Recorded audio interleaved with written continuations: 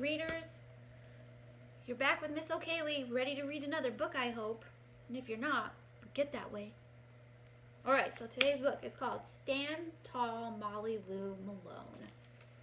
I really like the pictures in this one. I think she's like the cutest little thing ever. Alright. Molly Lou Malone stood just taller than her dog and was the shortest girl in the first grade. She didn't mind. Her grandma had told her, walk as proudly as you can and the world will look up to you. Look how tiny she is. Isn't she cute? So, she did. You see her in there? She's like the little tiny person on the banister right there. Molly Lou Malone had buck teeth that stuck out so far she could stack pennies on them. She didn't mind. Her grandma told her, smile big and the world will smile right alongside you. You see her teeth in the mirror? So she did. She's crazy looking, huh? Molly Lou Malone had a voice that sounded like a bullfrog being squeezed by a boa constrictor. She didn't mind. Her grandma told her, sing out clear and strong and the world will cry tears of joy. I don't know, it sounds like she has a pretty terrible voice.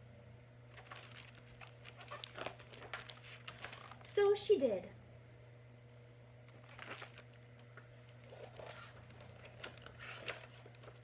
Molly Lou Malone was often fumble-fingered. She didn't mind. Her grandma had told her, believe in yourself and the world will believe in you too. She was a really wise grandma, huh? My dad used to say things like that to me. I think that's why I like this book. So she did.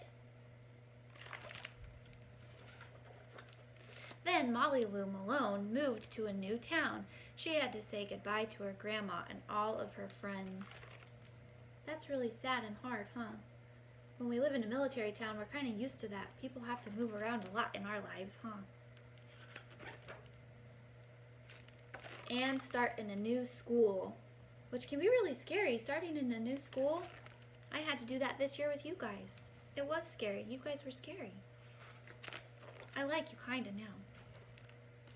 On the first day of school, Ronald Durkin called her Shrimpo. What a rude kid.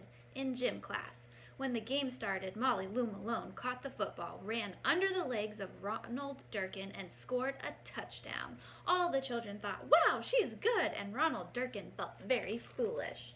Teach him to mess with her, huh?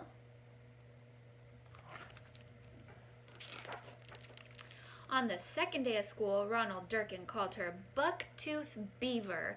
Molly Lou Malone took out her pennies, stacked 10 high on her teeth, and smiled as big as day. All the children smiled with glee, and Ronald Durkin felt very foolish. This kid needs to learn, huh? You can't mess with Molly Lou Malone. She's going to get you. On the third day of school, Ronald Durkin said, you sound like a sick duck, honk, honk. Molly Lou Malone sang out quack so clear and strong that it made Ronald Durkin somersault backwards, hit his head, and have to go to the nurse. All the children cried with joy to be free of Ronald Durkin for the rest of the afternoon, and Ronald Durkin felt very foolish. He's getting good at feeling foolish, isn't he? She's really good at stuff, even though she's so tiny.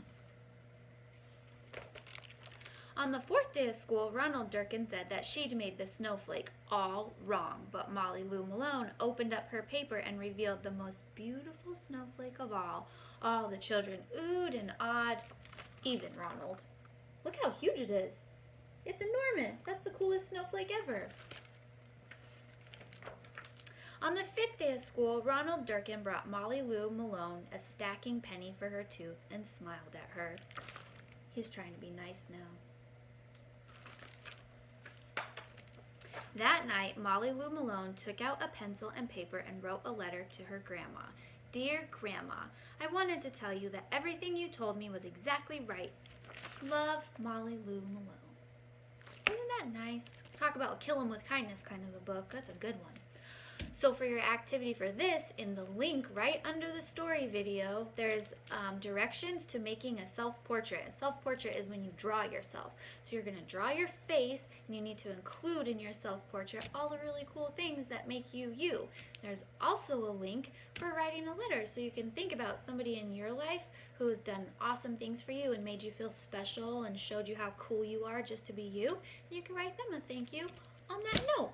I hope you have a great day and that whatever you're doing at home right now is productive and making you smart.